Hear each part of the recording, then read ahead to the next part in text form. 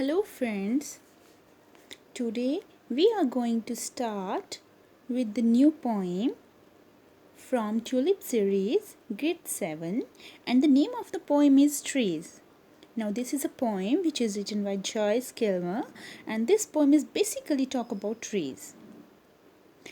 Actually, Joyce Kilmer wrote this poem when he was fascinated with the trees when he opened his window one day that morning. एक बार उन्होंने एक बार morning में window open करके बैठे हुए तो उनको ट्रीज़ देख के बहुत अच्छा लगा.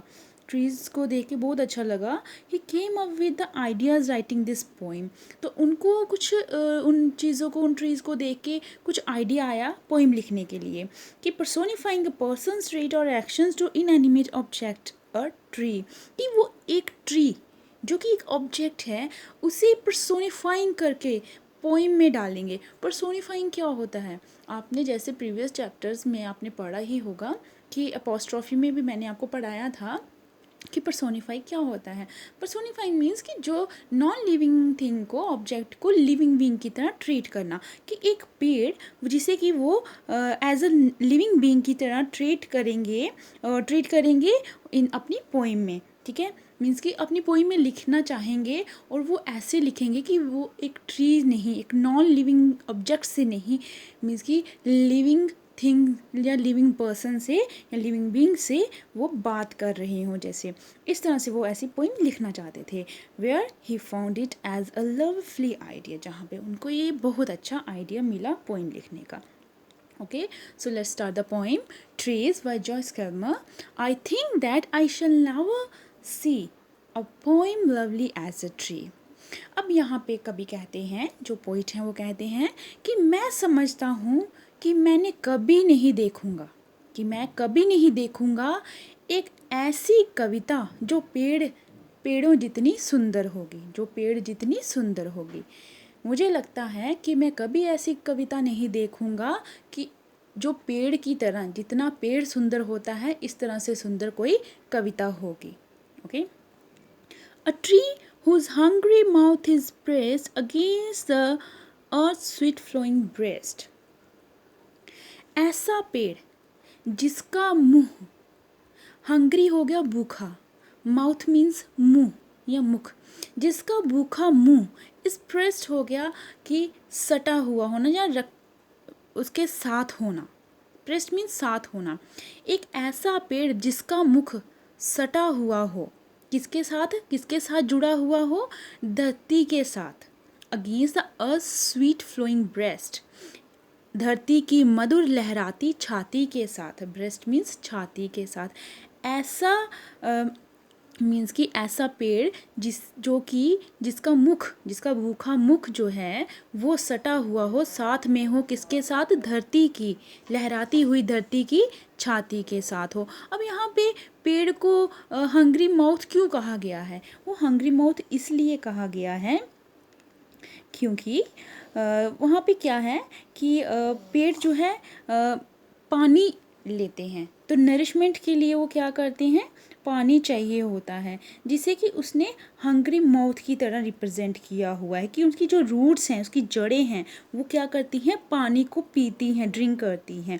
और जो अर्थ स्वीट फ्लोइंग है, ये रिप्रेजेंट किया है उसने कि water that nourish the life of trees. कि ऐसा पानी जो कि ट्रीज़ की लाइफ को क्या करता है? नरिशमेंट करता है. ओके, इसलिए उसने ये बात कही हुई है कि ऐसा पेड़ जिसका मुख सटा हुआ हो और वह लहराती हुई धरती के साथ लगा हुआ हो. A tree that look at God all day and lifts her leafy arms to pray. ऐसा पेड़ जो पूरा दिन देखता रहता हो ईश्वर को. वो कहता है, कवि कहता है कि एक ऐसा पेड़ जो ईश्वर को सारा दिन देखता रहता हो और अपनी बाजुओं को उठाए, अपने पत्तों से भरी हुई बाहों को उठाए हुए प्रार्थना कर रहा हो. एंड लिफ्ट्स होता है ऊपर उठाना, एंड लीफी आर्म्स होगा कि पत्तों से भरी हुई बाहें. प्रे मीन्स प्रार्थना के लिए. ऐसा पेड़ जो पूरा दिन देखता रहता है ईश्वर को और उठाए रखता है अपनी पत्तों भरी बाहों को प्रार्थना के लिए. A tree that may in summer wear a nest of robins in her hair. A tree that may in summer wear a nest of robins in her hair. अब यहाँ पे कवि कहते हैं कि ऐसा पेड़ जो समर मीन्स गर्मियों की ऋतु मीन्स की गर्मियों का मौसम, ग्रीष्म ऋतु जिसे कहते हैं, ऐसा पेड़ जो ग्रीष्म ऋतु में क्या कर लेता है, वेयर होता है ले लेना, पहन लेना, धारण कर लेना, ओके, पहन लेता है किसको, अपने बालों में चिड़ियों का एक घोंसला।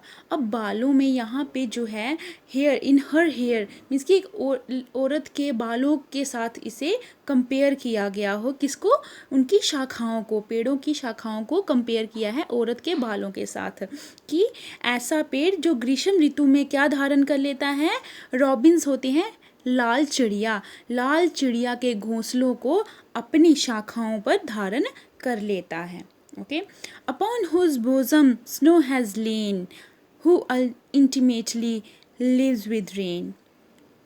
Upon whose bosom होता है chest, छाती, snow has lain, lain होता है पड़े रहना, ठीक है, कि उसकी छाती पर जब सर्दी का मौसम आता है, ड्यूरिंग विंटर स्नो फॉल्स से क्या होता है, कवरिंग द ट्रीज, वो क्या करती है, स्नोफॉल जो होती है वो ट्रीज को कवर कर लेती है, ओके, ट्रीज को कवर कर लेती है, तो उस पर वो पड़ी रहती है।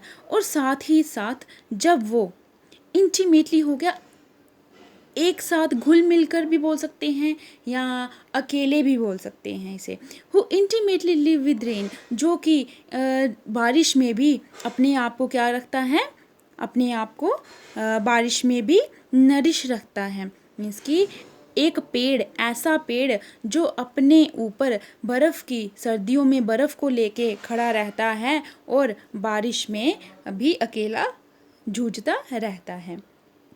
Poems are made by fools like me, but only God can make a tree.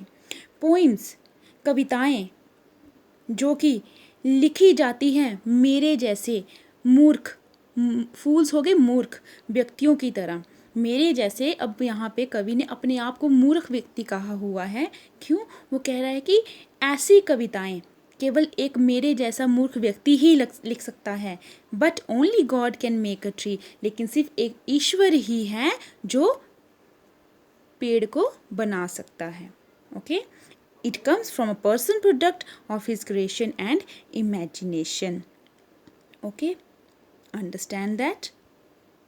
I hope this clear. Till then, take care. Bye bye.